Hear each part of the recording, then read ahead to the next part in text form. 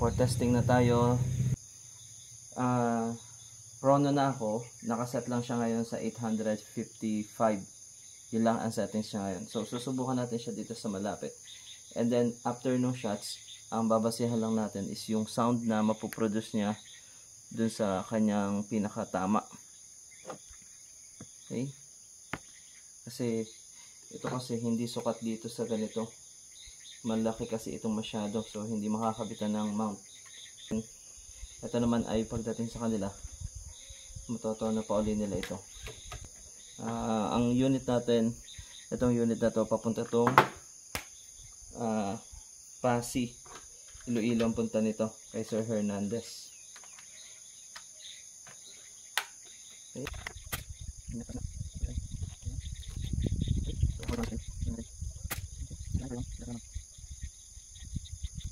Testingin na natin siya dun sa mga metal.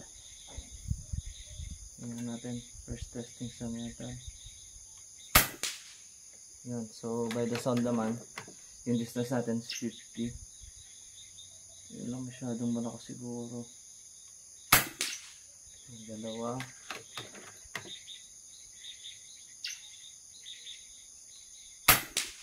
Ang ganda ng tunog. Okay, tatlo.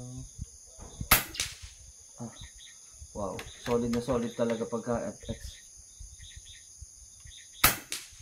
Yan, so 5 shots tayo dito sa 50. Ngayon, ang gagawin naman natin, doon naman tayo sa nakatutok sa mas malayo. So iputok muna natin siya doon sa tapat ng lata. Nagre-record naman.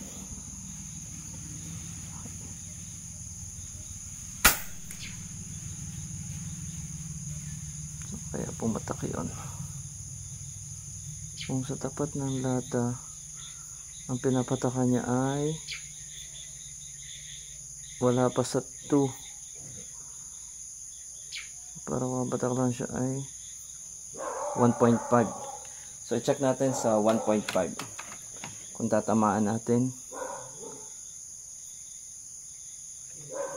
Recording.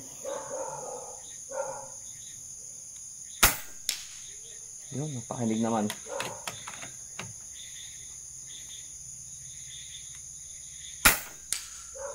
Yun lang, tumagilid. Malakas ang tama niya, kaya ganun. So kahit sa malayong distansya, so siya ay nakaset dito sa around 75 to 80. Hindi na, ayun tayo. So subukan ko na lang yung lata.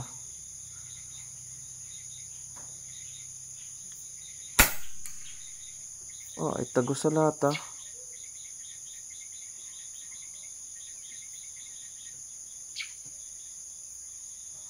Tagusti kapag gano'n.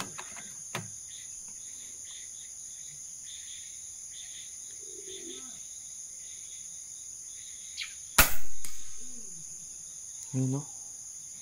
Yan, nagpatak na. So tumabingin na yung target. Pumatak pa yung ano. So maganda yung tama niya kahit doon sa malayo.